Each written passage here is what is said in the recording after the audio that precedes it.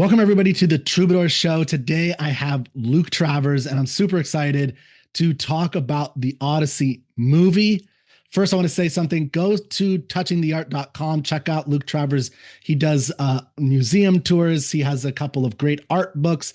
And I've learned a lot about art also from Luke. And also, he has a great Substack article called 5 Favorite Odyssey Artworks. And he's got some points in there that I've been making for a long time on my videos that I love. So we're going to talk about how to approach an adaptation, how to enjoy the movie. And then at some point we'll get into actually spoilers. Some point very soon we'll get into spoilers. So at the beginning we'll talk without some spoilers to kind of get you prepped. And then if you want to go stop the podcast, go watch the 3-hour movie and then come right back to the podcast to listen to more. And then we'll go into it. So Luke, thank you for being here. The Odyssey. Excited to be here. Yeah. What did you, so before going into this movie, what were you thinking when you first heard it? What were you feeling, in prep? Like, what was it all about for you? I've been looking forward to this movie ever since it was announced, a year and a half, 2 years ago. And first of all, it's exciting. I love the Odyssey. I've read the Odyssey multiple times. I taught the Odyssey to junior high and high school students multiple times. So it's something I'm very familiar with. And I love teaching it. And I love reading it. I love the story and the characters. But the thing that really got me excited about Christopher Nolan's Odyssey is having seen Oppenheimer. I actually really, really, really liked Oppenheimer. It was one of the most thrilling movie experiences that I'd had in years. And that and my knowledge of other Christopher Nolan movies and the kind of style and the very deliberate crafting of a story that he does was something I was very curious to see how he'd take on this material that I love. But I was going into it thinking, okay, I know I'm not going to get a dramatization like a playwright seeing his play performed. I'm not getting a dramatization of the Odyssey. I'm getting Christopher Nolan's movie. And that's the thing that I was excited about. Yeah, and reading your article, I think you and I are on the same exact page on that it's about the artistic vision of each individual artist. And you talked about different Renaissance painters and how they would depict different artworks. And it was really their vision. And there's one, I remember you did an art tour on the Waterhouse painting that, not an art tour, an online art exposition or salon. And I didn't know that was anything related to Homer until you brought it out. And I just thought like, wow, it's such a great interpretation of Homer. It's so interesting. And that's what I think is what I was also looking forward to was I have been calling it Nolan's Odyssey for a long time to kind of, I want people to be prepped for the idea that this is not some kind of line by line adaptation or dramatization, I think you said is a good word, of Homer, which isn't even possible really. I don't think. Like you have to craft things differently in order to get your own vision. And it really is your own vision of something. And it has to be because you're doing such a different medium. You're using cinematography. Actors have to live it somehow, which means they have to get into it motivationally. You have to have an arc. It's only 3 hours versus 24 books and 12,000 lines of Greek text. So it's so much. And people go in with these expectations of it has to be a certain way. And they get disappointed, not just with the Odyssey, but with other adaptations. They get disappointed when it's not that way. And I'm just curious, do you have any other advice because I loved Odyssey as much as you did. Mm-hmm. And I've been trying to get people excited about it. And there's been this like backlash against it, at least online. But I think people are missing out if they're not able to remove from their minds certain preconceived notions of going in and just like, I'm going to be swept away to use an Odyssey metaphor by this artist. Yeah. So more and more I'm getting the idea in my mind of the concept of trusting an artist. Mm-hmm. Trusting an artist to know they're going to earn my trust by the work that they've done already that I've really started to really get to know and immerse myself into. But the kind of a trust is they are creating a work of art where everything is going to be integrated. All the details are going to add up to a thematic sum, and it's going to be compelling. Not that they're earned my trust, like, oh, they've got a good philosophy, or oh, I like their idea. No, this is going to be good art. And so when I come across a Christopher Nolan movie, I have the expectation that every single detail that I'm going to see is going to fit in to a vision that he has. And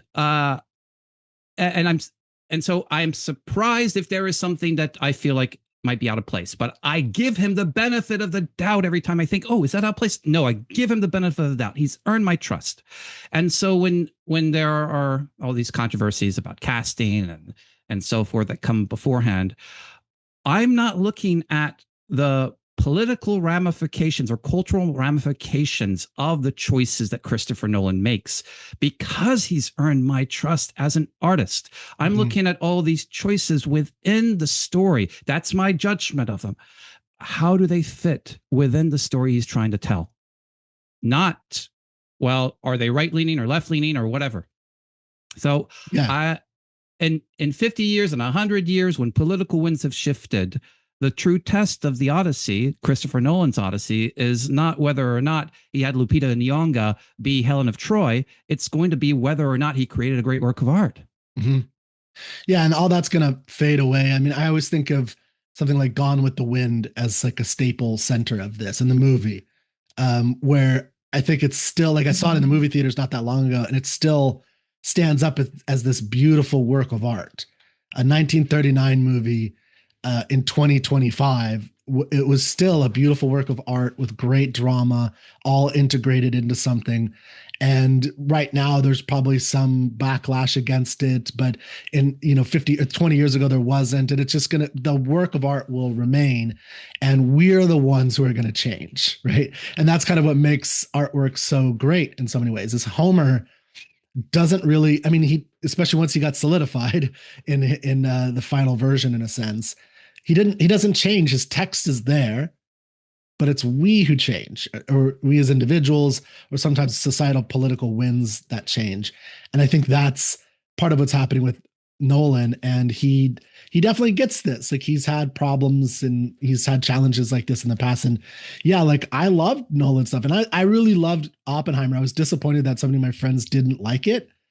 Because I think they missed a lot of it, but this isn't an Oppenheimer video. But yeah, I mean, just the visuals and the experience.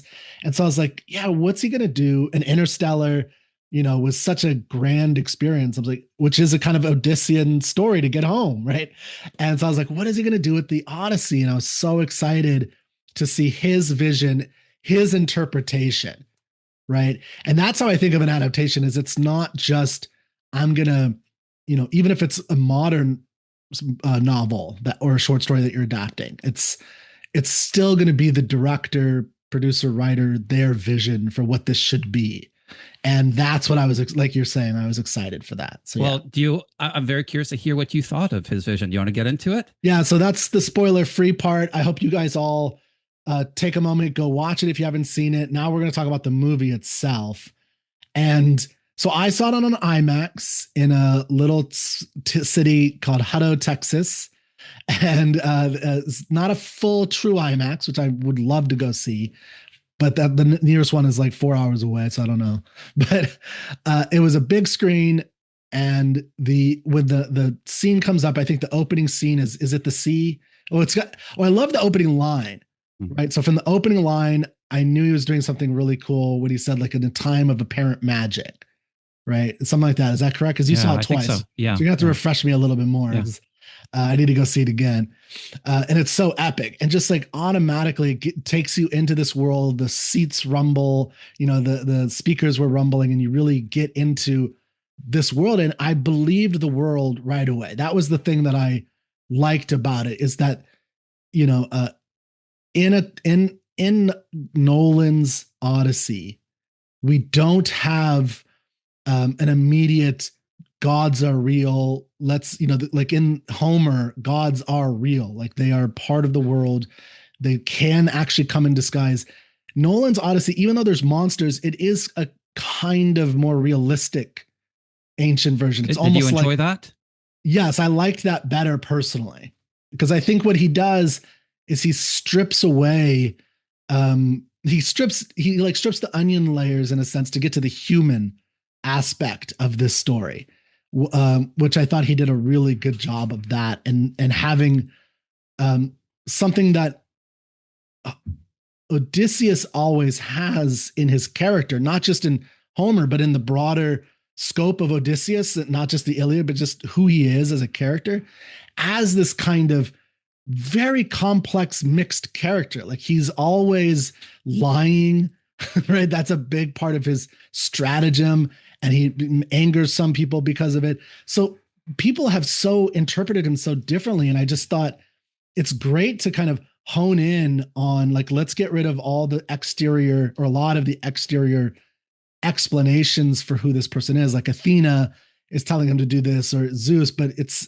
let's just focus on Odysseus. And I thought he did a good job of that. That's making me think of a comparison to the 1997 made for TV miniseries of the Odyssey, starring Armand Assante.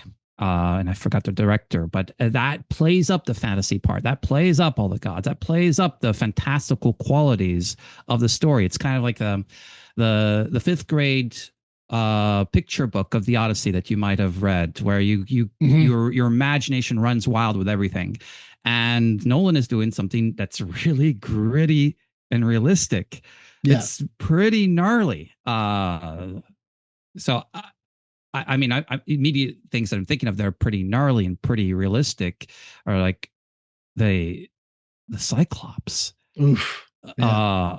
And the feeling that this is not some cartoony monster, but a real being within this cave that you think, I've been in caves like that before, and this looks like a kind of creature that could come out of that. Yeah. So that's a good point. Or like being when Menelaus talks about being inside the horse, I never really thought about what it'd be like to be inside the horse, but the tides come in and people drown, and you're living in your own waste for several days as you're waiting, and you're getting into the gnarly nuts and bolts. It made me think a little bit of like, what's that? The Christopher Nolan movie about Dunkirk. Yeah, Dunkirk. There we go. Which one is that? I don't remember. No, but he was trying to create the sense of you are there with and dying with these men and these ships. Yeah. And that's part of what he's going for.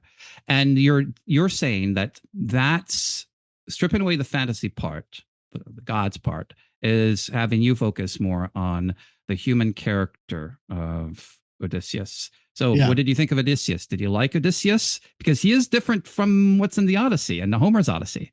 Yes, he's quite different. I mean, a lot of it's quite different. You don't get a sense of his stratagem, I think, is one thing that is missing, is his strategic mind, which in the Odyssey and Homer's Odyssey, I think you have to really know how to read it to even see it. Because when I've taught it to adults, they often don't see what he's doing. Yeah. But so many of his speeches, like when he talks to one of my favorites and one of the most famous ones is Nausicaa, like when he goes on the line, which they cut that whole Phaeacian scene out, which I understood, like, anyway, but when he's talking to her, the way he talks to her, the stories he tells to kind of alleviate her fears and then to win her over, so she'll give him some information about the court system and the Phaeacians, and then he can go and kind of learn how to talk to Arete, her mother, so that he can get the things that he needs, and then he leaves. But like, it's all strategic, and if you just read it at a surface level and in some kind of translation,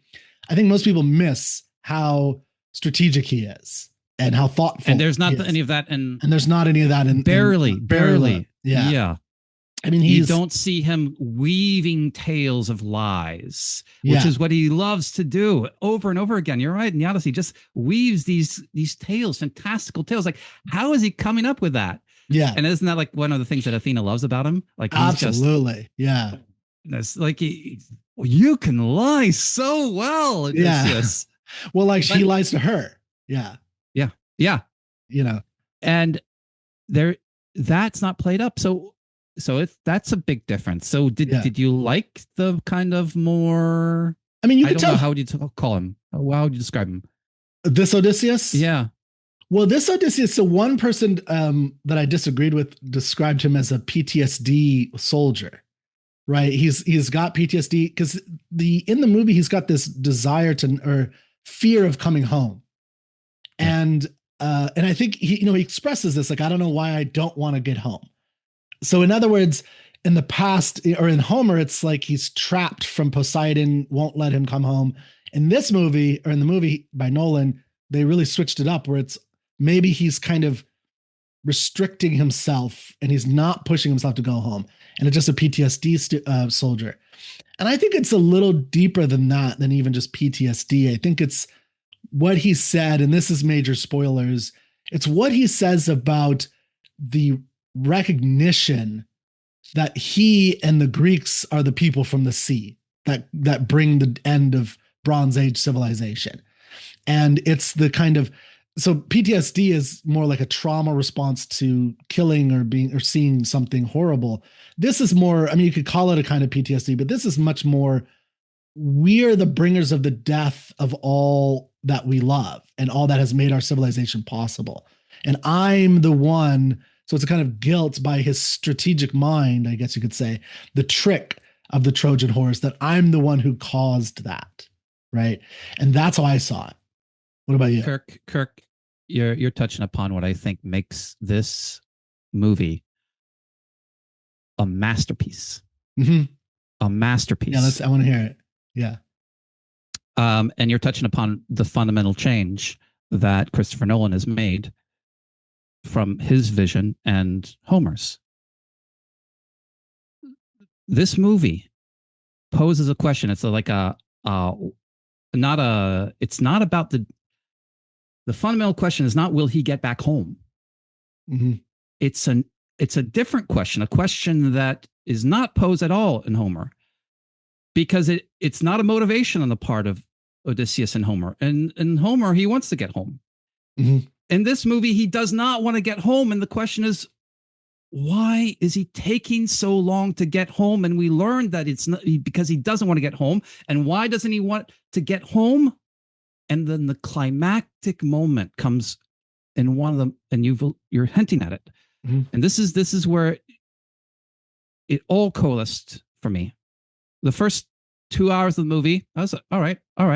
And then when it comes to this monologue at the end, the monologue that he shares with Penelope is absolutely brilliant. Mm-hmm.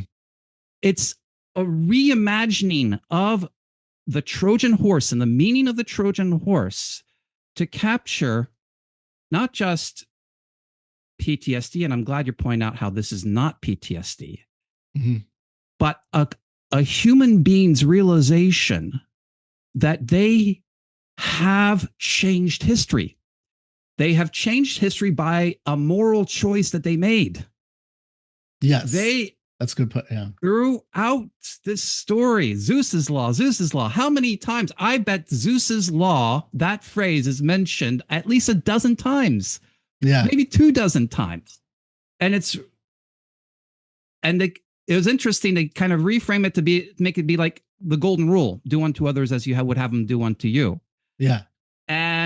But basically it's treat strangers with kindness. And when you're being, a guest at somebody's home, be good to them.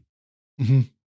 And the Trojan horse is the instigator for the destruction of the bond between individuals.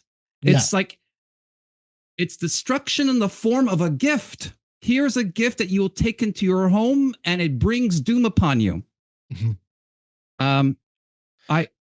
I got I don't know if this is a good time to do it, but I got the text for that last speech, because that last speech is what made me want to go back and rewatch the movie, because the whole movie is kind of building up to that. And then rewatching the movie is an exercise in seeing how everything in the story that is being told and the way it's being told comes to the end of this climactic realization that he has and that he shares, that his whole voyage And the whole conflict also at home with Penelope and Telemachus versus the suitors is caused by him thinking of this ruse that goes against Zeus's law. Yeah, go for it. Let's hear it. I'd love to hear it again. Because I've only seen the movie once, so I'm going to see it a couple times for sure. Okay, so here he is speaking to Penelope, who doesn't know who he is, and Odysseus is not revealing himself, but he's surreptitiously explaining to her why Odysseus has not come home. Because Penelope says, the Odysseus I knew would have done anything to get back home. And here's what he says. What if the Odysseus you knew lost his way? What if one night in a strange city, he saw things that made him think the home he knew couldn't possibly be there anymore? What if, when he left the belly of the horse and opened the gates of Troy, he saw 10 years of rage pour into that city in one night? We left them a gift, an offering of peace that they took into their home. We violated all that's ever sacred between people. It turned a fight into a hunt. To burn the walls of Troy was to burn the world entire, including his home. What if he knew that very night, as he walked through fires, anarchy, and pain, and in a days of sweaty celebrations that follow, what if he knew exactly what he'd done? And Penelope asks, what all you had done? One man's idea, he says. One man's trick to break Zeus's law forever. We lived in a world of palaces and trade, language, blind to its beauty until we broke it. And then Penelope asks, you are the people from the sea? And the people from the sea, these stories of these raiders that are threatening Ithaca, which is the impetus for her marrying and getting a king on the throne in order to be able to defend Ithaca. But the people from the sea are Odysseus and his crew. Yeah. And the stories that spread. Yeah. So cool. Yes, my queen. The breaking of Zeus's law spreading like plague. Our age of bronze is collapsing, and maybe he couldn't bear to see the ruins of what he'd done anywhere, least of all his home. Yeah. Oof. Beautiful. I want to say a couple things about Xenia and Zeus's law. My first words and that speech that I think is Xenia. great. What is Xenia? I'm going to explain that. So like when I walked out of the theater with some friends that they had gone through my Homer course with me. And the first thing I said is like, man, I've been teaching this to adults for many years now. And I never thought to call Xenia Zeus's law, which I love. I think it's a great modernization. But Xenia is the Greek concept that Zeus's law is actually based on, which is about the guest-host relationship. And it's a law that's governed by Zeus. This is in Homer. And it's probably the most important concept in the book. I don't think you can really understand Homer without understanding what a xenos is and all the variations of xenos. A xenos is an individual. So it's like the noun version. Xenia is about the relationship between guest and host and all the things that govern it. And it's like rituals that go with it. So like a xenos can be translated as like stranger, friend, guest, host, things like that. And the entirety of Homer's Odyssey is about, or most of it is about violations or upholding Xenia. And part of what Odysseus does is every time he lands on a new island, he says the same speech, or he says it 3 times famously, but he says, where have I landed? Is this a good place? Do they worship the gods, or are they uncivilized, savage people who don't respect Xenia? Something like that, right? Is a basic translation. So that's what Xenia is. But what it always represented to me in this really ancient world, and what I try to picture Homer when I do this, like what he's trying to tell these people in the Dark Ages still, kind of like they're just coming out of the Dark Ages. They're hearing these tales that they all know for hundreds of years now of this Trojan War and this great civilization. and he's trying to tell them these stories. And he's emphasizing this idea of Xenia, and you have to treat each other a certain way within your household. There has to be some kind of agreement between you. If I go into your household, you're not going to kill me, and you're going to do certain things, because that's the foundational basis of civilization. If we can't have that, we can't travel, and then we can't explore. Because if I don't know if I'm going to go to that person's place who's going to have Xenia, and it's not governed by Zeus, who'll strike them down, and then we can't trade with other people, because they're just going to slaughter us and take all our stuff. We have to have some foundational experience or thing, and that's in the Homer. And I thought Nolan did a great job of quickly expressing that, because I think it's a complicated concept. Like, how do you tell that in a movie? And he does it with, we can get the sense of the suitors are not doing this properly. There's something nefarious in the way they're performing their courtly rituals. It's not right the way that they're doing it. Even if you haven't read Homer, I think you can still get that sense, right? Because I try to get outside my own head, because I've read it so many times. If I never read a word of Homer, would I know exactly what's going on with these suitors? And I think you do, because they're so nefarious. They're the daddy scene. So everyone commented on the terminology that was used, people backlash in this manufactured outrage.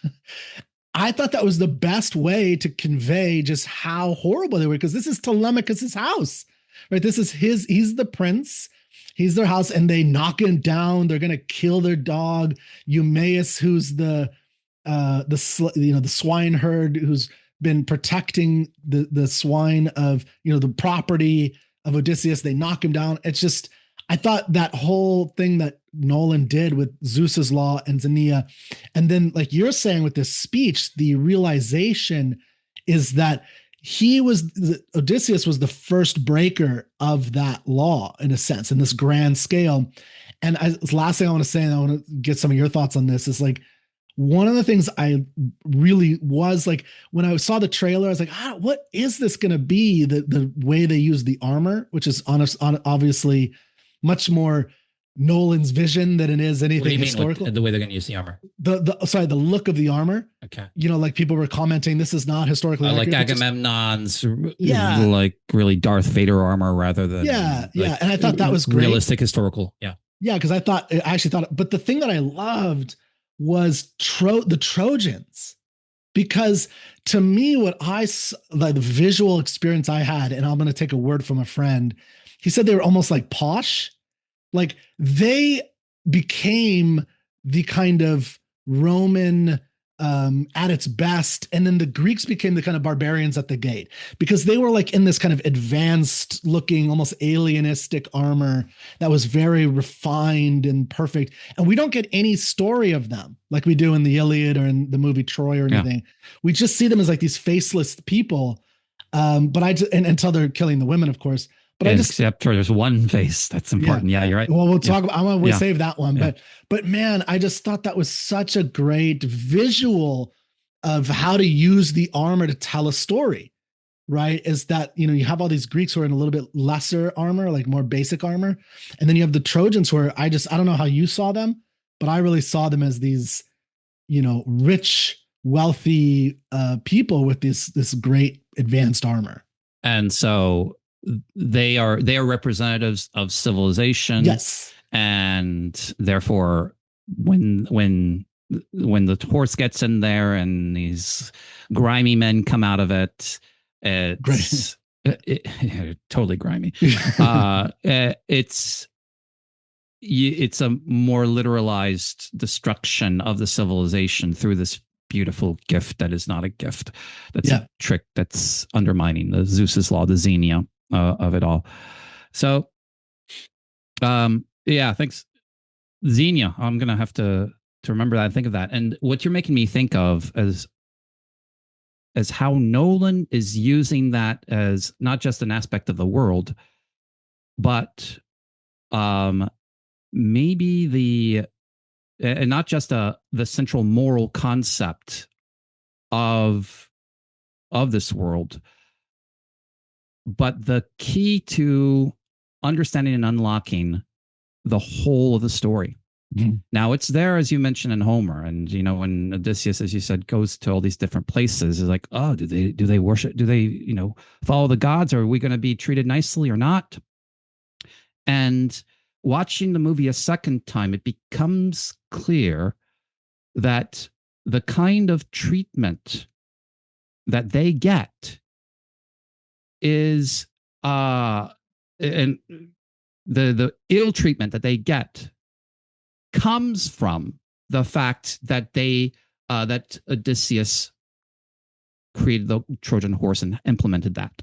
So the first place they go to, they go to and they burn a village down, and there's this one guy that they capture, and one of Odysseus' soldiers asks him, "Hey, why did you guys run away from your homes and not greet us?" And the guy says, "We thought you were the people from the sea." Mm-hmm. And he said, "No, we're not the people from the sea," says the Greek soldier. And what Greeks. are they doing? And what are they doing?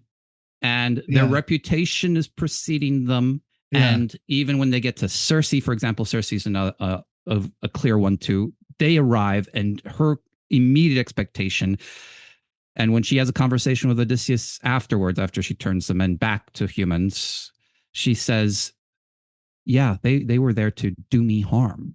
And Odysseus says, "No, they were there to go home." And she says, "They would have done me harm."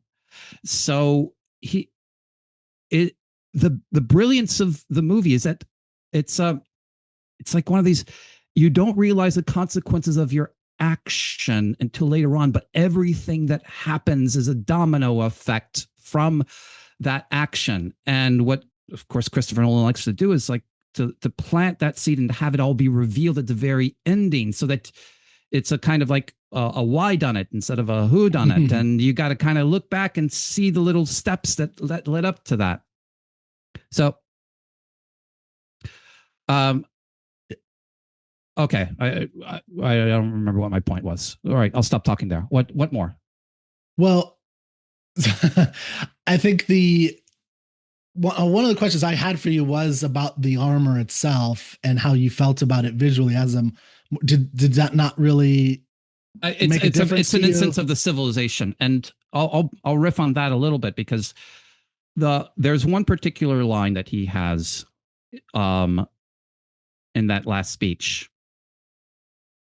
It became a hunt and not a fight. The hunt part. Yeah. And throughout the story, he does this thing with his bow, where before he shoots some deer or something, he twangs his bow. And that's how he got his scar, because he twangs his bow to make it a fight rather than a hunt. Mm-hmm. To have it be a fair fight and not to have it be a slaughter. The sea people slaughter. And what he realized is he contradicted not just the gods' laws, but his own laws, to treat everybody well, to value Athena and her wisdom, to if you're going to have a fight with another person, have a fight, not a hunt, not a slaughter. And he created the slaughter. And he also violated his favorite goddess. What was the Trojan horse for? It was a gift to Athena. Mm-hmm. His little statuette that he carries with him, that Penelope gave him as a reminder of his home, of what's precious to him. It's a little statuette of Athena. Yeah. And these are just the little touches there that just add a little bit more to the art of it. But he breaks his own moral code. Mm-hmm. And what makes this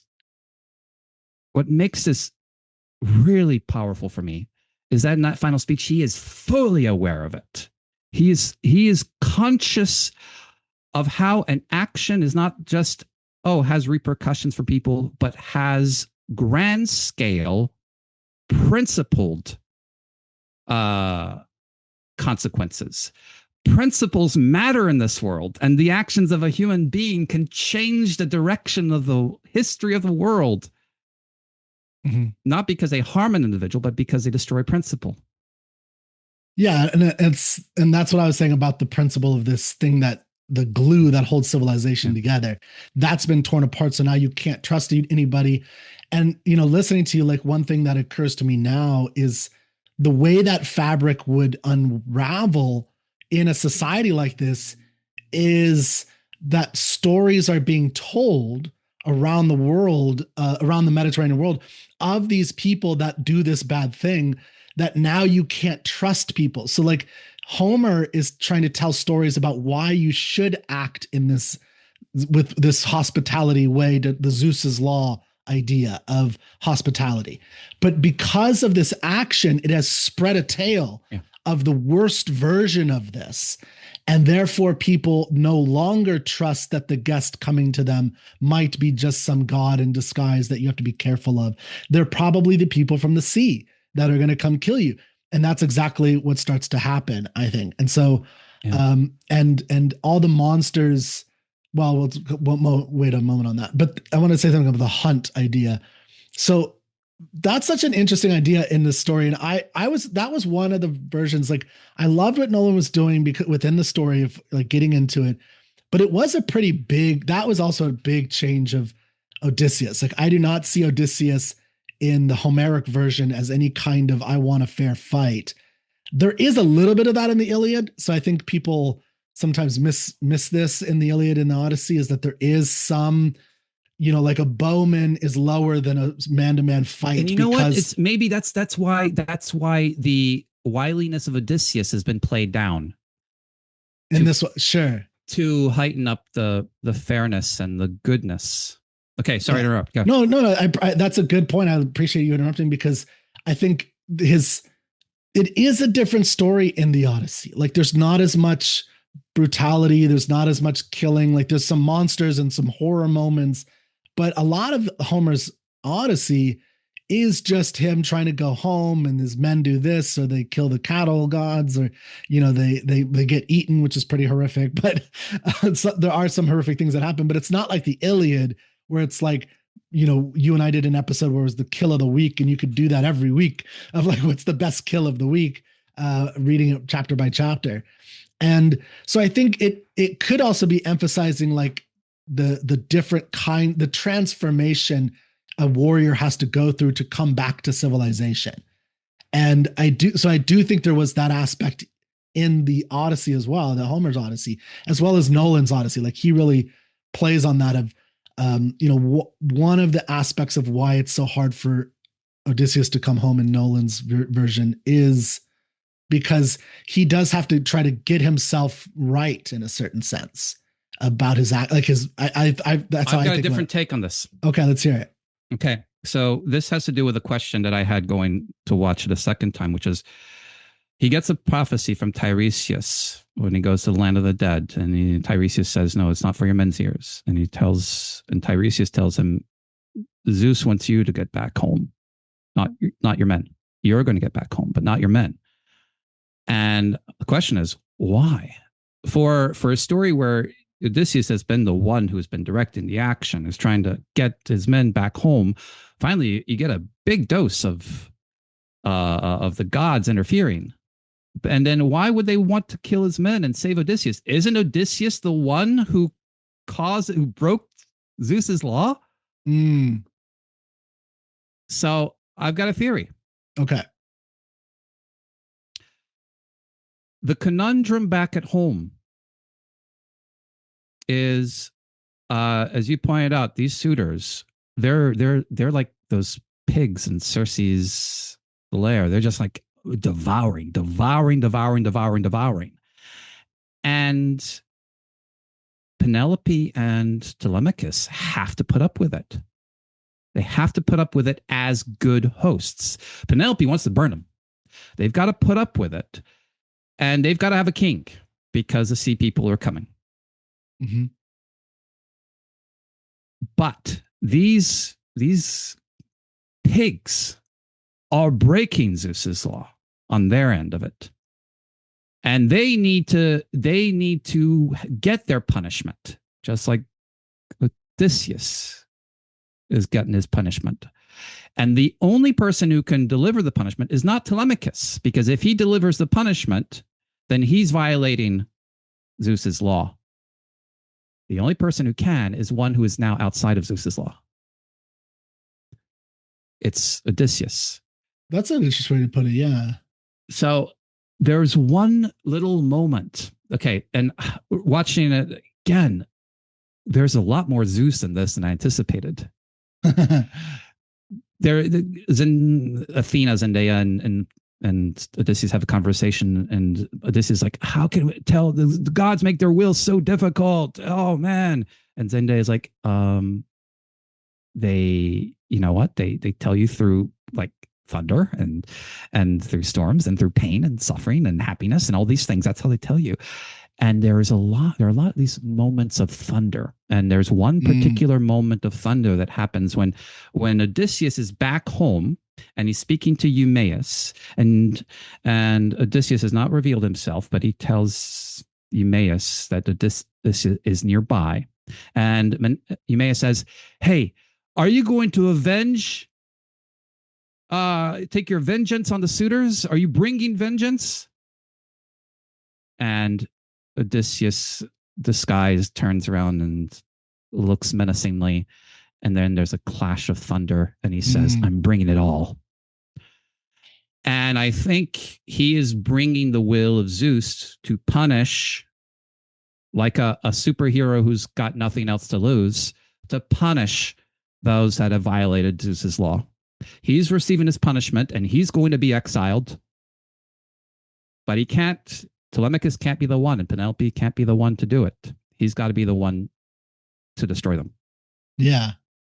Yeah. And he, Nolan definitely turned Odysseus into an interesting, like, Dark Knight figure right at the end. And that was one of the places I definitely got goosebumps when he, is home. Do you want to talk about that ending battle scene? So, my expectations for the battle scene were pretty high because we had just in my course just finished it. So I organized it so we'd be done the week before the movie came out.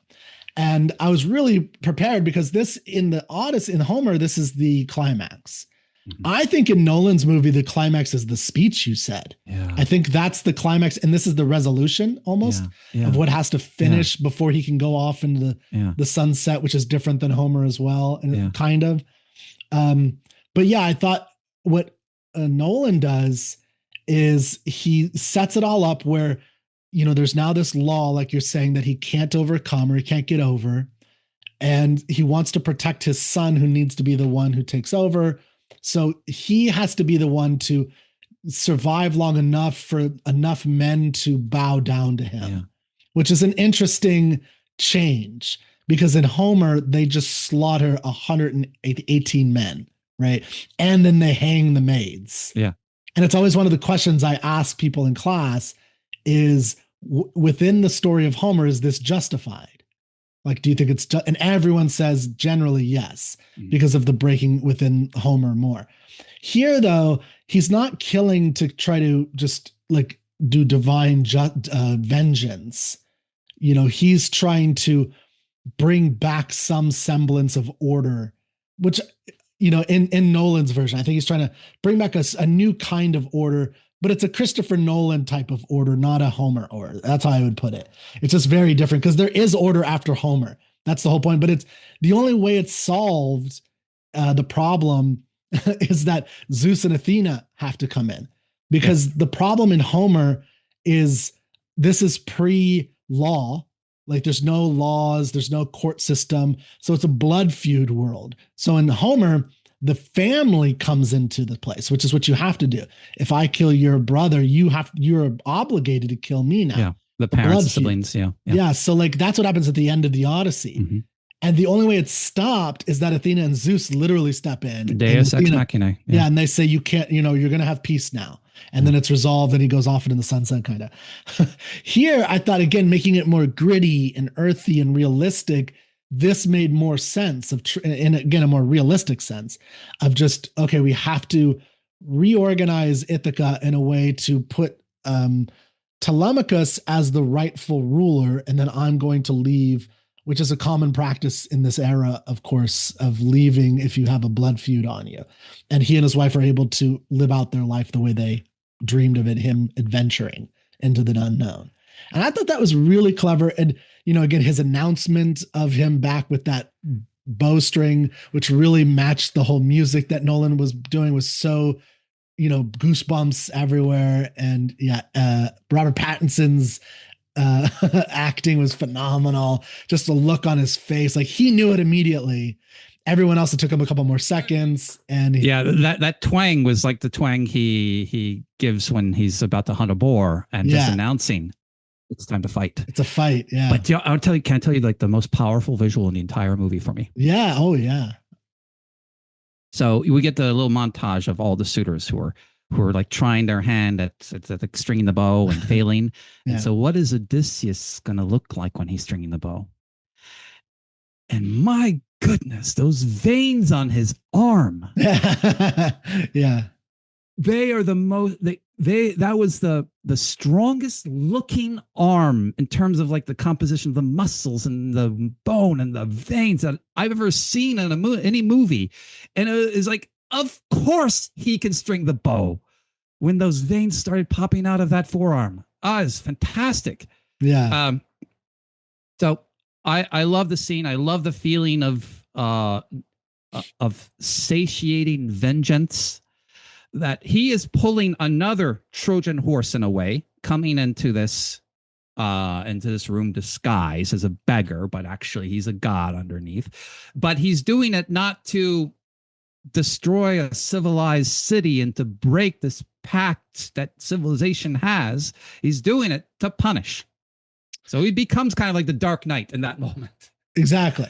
But he also gives them fair warning, which they didn't with. Of course, it's a fight. It's not a hunt. Yeah, it wasn't a fair fight with the Trojans once they, in his estimation, once he did that trick. Yeah. Here, also the Trojans in the movie in particular, in the books it's different, but in the movie, it's not clear that they have violated Xenia and are open to retaliation in that way. Like it's assumed that they stole Helen. That's what they're saying, but it's not drawn clearly that's really what happened. I would say that no. I'm not saying that. I'm saying the Trojans are innocent. They're completely innocent. I'm agreeing with that. I'm saying yes, that's what I'm saying. In the movie, it's not clear, I guess. I think it is clear. Okay, I think it's absolutely clear because of the motivations ascribed to Agamemnon for his reasons for going to war. That's what I was. Yeah. So what are they? Those motivations for going to war is because he just wants more power and money. He's using Helen, the abduction, quote unquote, of Helen as a pretext. Yeah. And so it's a pretext in order to ravage Troy. For the trade rights, basically. Eliminate them so you can get the trade rights. Yeah. The trade routes. So that's not Homer, though, to be clear. That's not Homer. Well, that's Nolan. That's the Troy movie from 2004. They did the same thing. Yeah. That's an old way of thinking about, like, if this war really happened, it was probably about trade rights. Yeah. And it's also kind of linking Odysseus to Agamemnon, who are in the way Odysseus is fulfilling Agamemnon's unrighteous wish. Menelaus keeps saying this is a righteous war. This is a righteous war. And it's not. Yeah. It's not a righteous war. Okay. You want to talk about anything on the monsters real quick, and then Xena? Athena. So like the one thing I thought was interesting, and it's not even just about the monsters; it's about the telling of the story. So in Homer, and I don't know I don't think this was in Nolan as much. So I'd like to hear your thoughts about.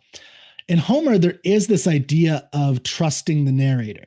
Like, is Odysseus telling the truth? Because the whole adventure story is him telling the story to the Phaeacians, right? Yeah. And so there's always this question of, is he impressing them? Is he trying to win them over? Because at the end of the story, he gets more wealth than he won at Troy. That's something they took out of the movie. Yeah. So he literally is lavished with wealth as this great hero because he told such a great story and convinced them all of who he was. and Nolan, he doesn't have any of that. He cuts all that out. He's telling the story to Calypso after he's getting out of this lotus flower where he's getting his memory back. So I'm just curious what you think of that unreliable narrator. Like, are the monsters real? Because everything else in the story is there's a realistic element to it, but the monsters are real. Like, we see them and they're horrific. And I agree with you. The monster, the Cyclops, Polyphemus, is so unsettling. And when he runs out of that cave because dang Odysseus just had to shoot him in the eye one last time, but when they were leaving, was like, it reminded me of Jurassic Park when I was like 7, and just the monster, the T-Rex. Yeah. And it was terrifying as a 7-year-old to see that in the theater. And it felt like that. It was really scary. And someone was asking me, like, should I bring my 6, 7-year-olds? I don't know. Like, that was pretty scary. If I was 7, I'd be pretty horrified. Oh, that's the episode. Anyway, like the unreliable, narrator aspect. That's an interesting question. And then the monsters themselves, which I thought were beautifully depicted. So cool. So you're planning a question in my mind that I hadn't considered. Your statement that there is nobody else who speaks about the monsters and besides Odysseus. Mm-hmm. So we get 3 different versions of what goes on at the Trojan War. Mm-hmm. We get the bard who tells about it to the suitors at the beginning. We get Menelaus's and we get Odysseus's, but they're not different versions. Are like a continuation of version, except for the celebration of the heroism of Odysseus told by the bard. That story is that's the story that's spreading. It's making it seem like he did this amazing thing, which is maybe packaging also the plague of breaking Zeus's law. Say, hey, take a look at this cool thing that he did. Oh, you know what? It's cool to go through and trick people and to deceive them and to want to stab the prince of Telemachus in his back. But I hadn't considered the thing with the monsters, and I'm wondering. I'm thinking about whether one answer, one way or the other, is affecting the way I think about it. And the scene that comes to me, the most powerful and pivotal scene. Well, there are 2 things. I'll tell you about the most powerful and pivotal scene. But it seems like with the monsters, it's like a trolley problem game. Continuously for Odysseus. Mm-hmm. You know what? We gotta lose 2 men in order to save all the others, or then we gotta lose 6 men, or we lose the whole ship. It's a continuous Scylla and Charybdis. It's a continuous Cyclops eats 2 of them, but if we all rush the gate, 2 of us are gonna get, and maybe some of us will get out. So he is trying to make these calculations, and it's a vision of him trying his best to save his men. He wants to take hold of something that he does have hold of. They're my responsibility. I'm going to defy the gods. And when he meet the Lystrigonians, that's when it all crumbles. I'll get back to that. But the powerful scene for me was the Sirens. And that's got to be real for me. Just for that monologue that he gives when he's asked, what was that music? Yeah. I don't have the whole thing transcribed, but I've got most of it. Because I think we're getting the first glimpse, the real glimpse of why he can't go home. So he's strapped on the mast. The men have put wax in their ears, and Odysseus starts screaming, right? And so it's like a horrified scream, right? We don't hear him. We see him screaming. Sorry, we hear the kind of music, and I think I want to say it's the same theme that played when he and Penelope were together alone at the beginning. I didn't notice that. Okay. I want to go back, but I think it is. Yeah. But it's this kind of soft theme, but we see him in agony as he's screaming. Agony, yeah. All right. So, and he describes a song. So this is interspersed with, we're seeing him with the music and with the neck cord bulging as he's yelling, wanting to tear himself away from the mast and go and dive in with the Sirens. Mm-hmm. So some of the things that are said, all the things, this is describing the song, all the things you wanted to be was in that song. All the things you wished you never wished for. And this is me paraphrasing, it's an itch you go to scratch, but find it is below the skin and you cannot reach. And here's a little bit more. The song told what you most want is what you most can't have. What you most want is what you most can't have. And what you most can't have is what you already had and lost. What you already had and lost. The song told me that I couldn't go home. So why I couldn't go home. That's the realization for him. That last part is paraphrasing for me. Sure. But that's the realization. That's a realization. He's lost it. It's not the realization of why. I think he understands why already. From the day after, he knows why. Yeah, he says in the final speech. He says, I understood the day after in the midst of celebrations exactly what I had done. And that I couldn't go back home. Yeah. Because I destroyed the world and my home with it. Yeah. But this is the feeling that he's lost. He really desperately wants to get home, but he can't. Yeah. And he doesn't want to because he doesn't have it anymore. Yeah. He doesn't have the skin. He doesn't have the ability to get home or the itch to get home. He's trying to reach for the itch, but it's not there. He can't scratch it. Yeah. Because he knows he can't get back home. Yeah. And he desperately wants to get back home. And that song is telling him, come back home, but you're not going to get home.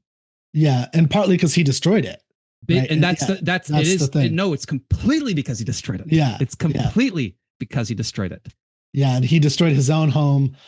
Again, so this definitely makes it more Nolan's Odyssey than Homer.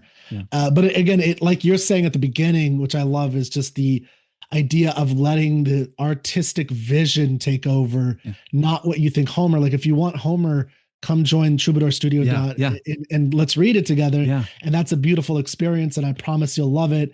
But this is Nolan's Homer, and he has his own vision, which we've seen some of it in Oppenheimer. We've seen some of it in Interstellar. We've seen some of it in Odyssey. One thing I really loved about all of this was just also listening to Nolan himself talk about this. Like he was supposed to get the movie Troy. Did you know that? Back in 2004, he turned it down for Batman Begins, but he had a vision for this horse back then. So I love listening to him talk about this stuff because he's been thinking about it his whole life. And, so all of his stories kind of have these Odyssey elements that he's been, and the way he's been envisioning this, at least that's how I see it, for a long time. And he finally got to do it. And I hope he's proud of it because he should be. And we should talk about the moment. There's a couple moments that I definitely teared up in some cries. Yeah. Argos for sure. But we can move on from that. The dog one is don't move on from that. Okay, because I didn't know how much time you had left. Let's get into it. I thought they did a good job with I thought he kind of improved on the dog in some ways, because in the book, I mean, I always cry in the book as well. It's just absolutely sad because I have a dog. I love dogs.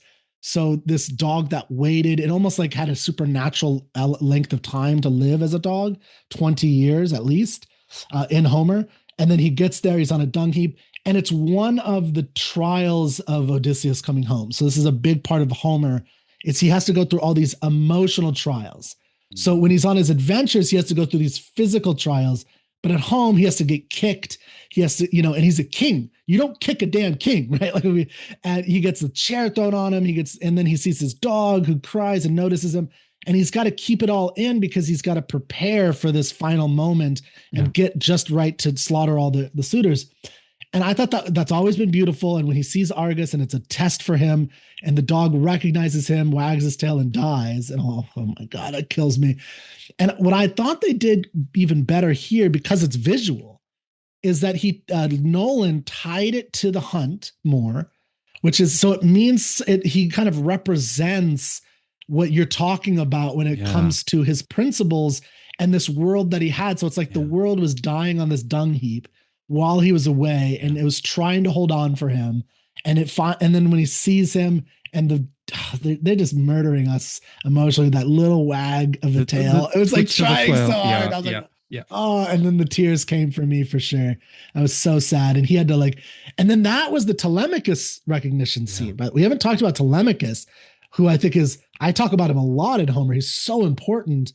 We can move on to Athena, but just that's when he recognizes him, which I thought was great, because in Homer, it's basically Athena who, puts Odysseus in a disguise where he's old and then brings him out of that. And that's when he basically tells Telemachus who he is. But here it's like oh, he knows the story of this hunter and this hunting dog that was his great dog, and the dog recognizes this beggar. This beggar can't just be a beggar, and then he recognizes his dad, his father.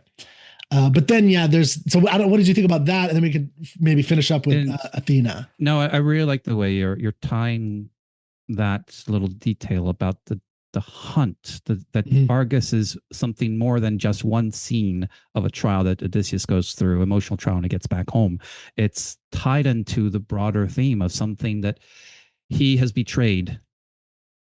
And I think that when you rewatch Christopher Nolan's Odyssey, have that mindset, and I think you're going to see so much that is really integrated into Odysseus's tragic story. The tragedy of Odysseus, the tragedy of the Trojan Horse. Maybe that's the new title of this. And I'm glad you pointed out the integration of the recognition of Telemachus. I gotta say, the Telemachus part didn't do too much for me, and maybe it'll do more for me later on. Rewatching it. Oh, the movie, yeah. And I kind of agree with you. I was talking about Homer. Like at Homer, I love Telemachus, and I do too. So I do too, and I'm more convinced by the growth and the maturation of the young man into a man in Homer than I was in that's what I was going to say. Yeah, in Christopher Nolan's. I didn't see it as much in Nolan. Like there is some of it there, like his restraint, but yeah, he really has a growth spurt from passivity to action in Homer. Yeah. Here he does have it, and it's there. And I think the actor what's his name? Tom Holland. Tom Holland does a great job. And because he is supposed to be this passive, like he doesn't know what to do. He gets beat up. He's trying, and the look on his face when his father gets hit by that stool, which is in Homer at the end, and he's like, everyone out, and like that's his moment. I think that's the key moment. And I was like, all right, I did buy it. He brought it. He did his best, but I think because they're cutting so much and they're focusing on Odysseus more in this than because the first 4 books of Homer's is the Telemachy. It's all about Telemachus before we even see Odysseus. Yeah. But yeah, I just like Telemachus because I think it's such a good coming of age story for an ancient story. But all right, okay. So Zendaya, Zendaya as Athena.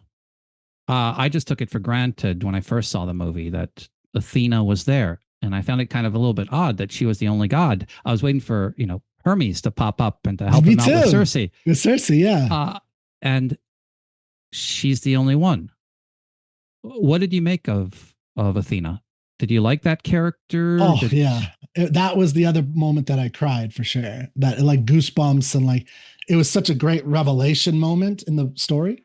But yeah, but I recognized immediately, actually, while I was watching it, that what Nolan was doing was, rather than having the gods be actual characters, he had Athena be a kind of like a consciousness, right? A representation of some aspect of his character outside of himself. The ending I did not see coming, though. And that I thought was amazing. What do you mean? What part of the ending? Well, so like throughout, she's there, but then she's not there, right? So he's like talking to her, she's talking to him, and then he looks over and then she's not there. So I didn't think of that as Athena coming down and saying, I thought of that as his memory, his thought of her, because he has this line that I love where he says, the gods favor men who take care of themselves, or something like that. Yeah. Right. And because in this Nolan's world, we are living in a world where gods aren't literally there. They're just tales and stories like they actually are in real life. Right. Versus in Homer, they are actually there and they can actually interfere. So, that's the whole worldview. So I thought when Athena was popping up that this was just his consciousness. But the ending shocked me because what it turned into was the representation of all the things we've been talking about the end of civilization and the corruption of what they did, which was she was actually a young priestess of Athena. I think that was Athena's. I was wondering whether she was a priestess of Athena. That's what I assumed, because that was Athena's head they cut off at the temple. Yeah. And the burning of Troy is a monumental aspect of Greek literature. Not just, I mean, the whole Trojan War cycle, but the Trojan War, and then that moment, that's when the gods betray or turn away from them. That is when Athena turns away from all the Greeks because they rape Cassandra at her idol. They kill Priam by his own while he's like begging them not to kill him at his own household gods or whatever. They throw the baby Astyanax off the roof. Like, it is a horrific thing. They go way overboard, and that is always represented as like the Greeks doing bad, and the punishment comes after because of that. That's what he's experiencing in the movie. But the way they played that scene out where he's telling it to, the speech, it's during the speech that you read that happens. And then he like holds her hand. And I'm like, wait, there's a moment I was like, wait, is she real? Cause he's like holding, okay, no, it's just a memory. He's just reaching to his memory. And then you see her being held, looking up at him, crying at Troy, the Zendaya. And I'm like, holy crap. So it was, he's just remembering what they've done. And she, in a sense, although she's been guiding him and she takes on a persona within his mind, she is also the guilt of why he can't go home. Yeah. She represents it all about like, I can't go home because it's like, it's like you tortured all these people for no reason. This is who you killed. Yeah. You killed this girl. People. You killed Athena. You killed the gods' principles. Yeah. And your own principles, like you said. Your own principles. You said your friend who said, who used the word PTSD. That could be the one instance that's like, sure, it's PTSD. Superficially, that's one layer for sure. It's there. This is the image that has stuck with him, that has become his conscience. So when I went back to watch it a second time, I was wondering, when does she appear first to him? Not in this movie, but in his journey. Yeah.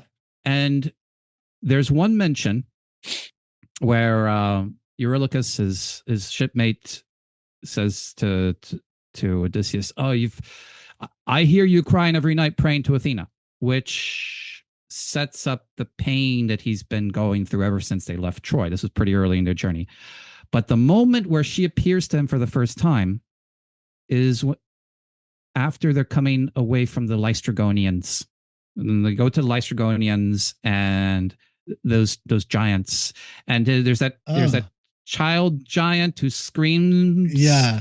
And then the big giants come without any warning and destroy two of his ships. And he's there curled up as his main ship is leaving. And the scene is men being slaughtered. And Athena appears beside him, just looking at him, almost accusingly. And I think what we're seeing there, and I think the Lystragonian scene, is the moment where he realizes what he and his men have become. They are the sea people.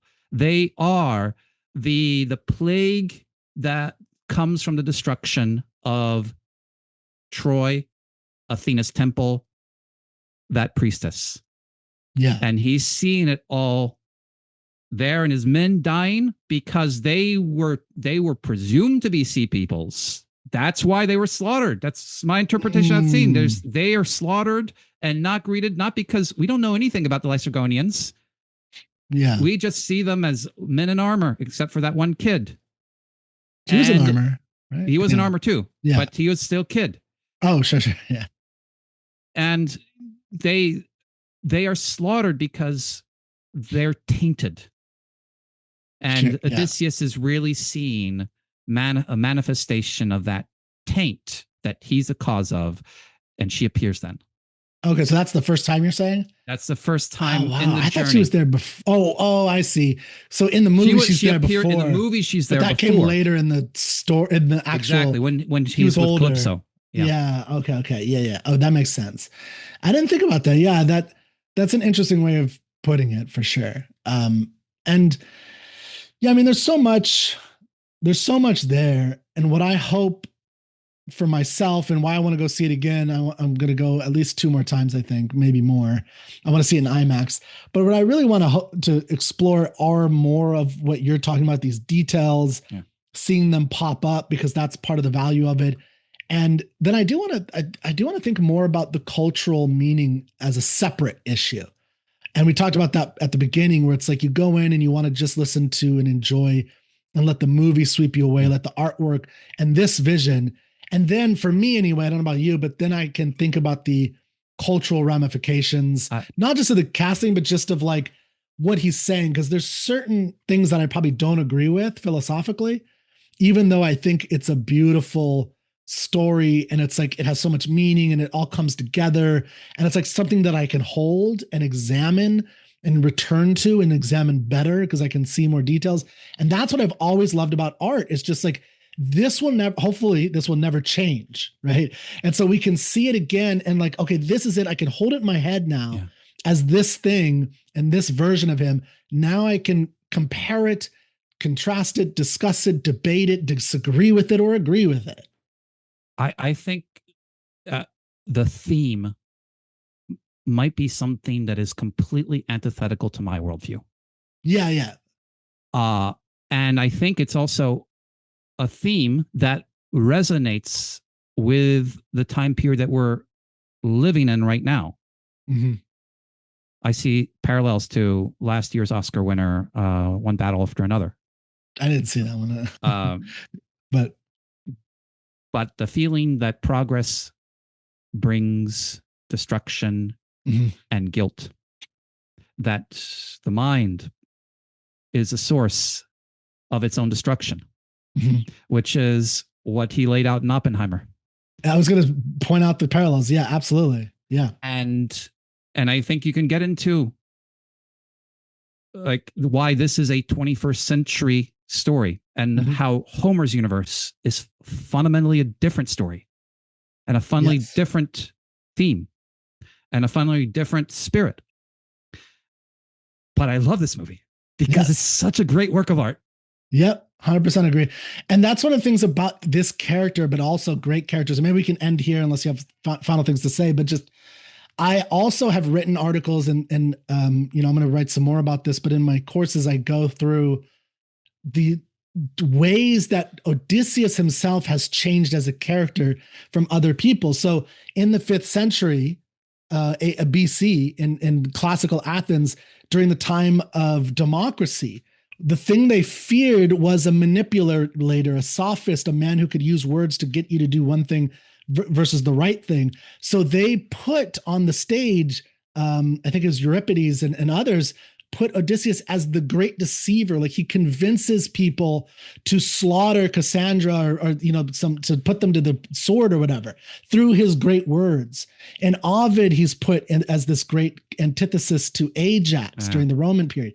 He is literally the villain in Virgil, and Sinon, who's in the Nolan movie, is in Virgil. And he, so he's the great manipulator.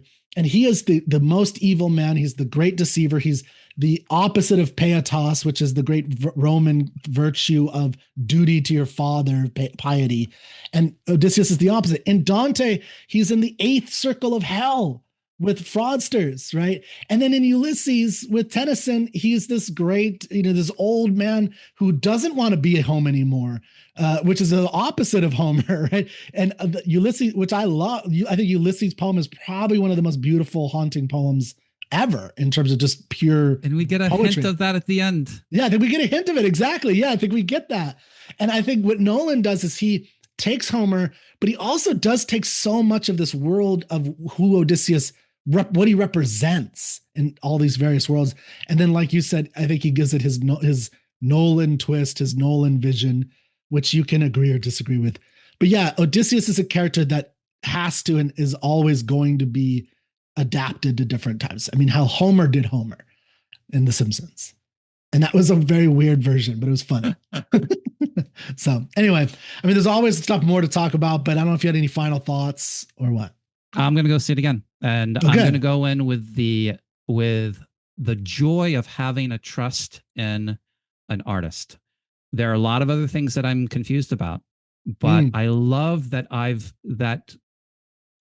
get to give the benefit of the doubt to Christopher Nolan and to try to think of how everything is integrated, because I know that more often than not, there's going to be a satisfying moment of integration that's going to give me pleasure, that a great artwork can do that. Beautiful. Could you leave us with one confusion? Maybe people in the comments can tell us their thoughts on what they think, if you have one off the top of your head. Yeah. So I'm still don't have my arms fully wrapped around the idea of why Odysseus is so desperate to save his men and why that's a big part of his return journey. I've got some thoughts, but I'm still not completely clear about. I'm still, let's see, wondering about Penelope's character, and it's one of mine. She's got the desire to want Odysseus to be back, but there's also a kind of feminist aspect that she has in a bit of a speech about, I have the wisdom, I have the experience, but the society doesn't let me be on the throne. Yeah. So I'm wondering how that plays in a little bit. It's possible it doesn't, by the way, to be fair. It's possible it's just latched on. But you think you're trusting him. I get you. Exactly. Yeah. Exactly. And that's the mentality I love having with an artist. I agree with you. You should have that until you can't, until you've really proven that this just doesn't belong. Or there's certain idiosyncrasies with all artworks and artists that I've encountered or something. Yeah. Well, if it's not a novel, usually a novel is something that's often very personal. But a movie, you get other considerations that you have to take into factoring. Yeah. Absolutely. All right. Well, everybody go check out touchingtheart.com, get the books, and go see The Odyssey in IMAX. Kirk, thank you very much. Thank you.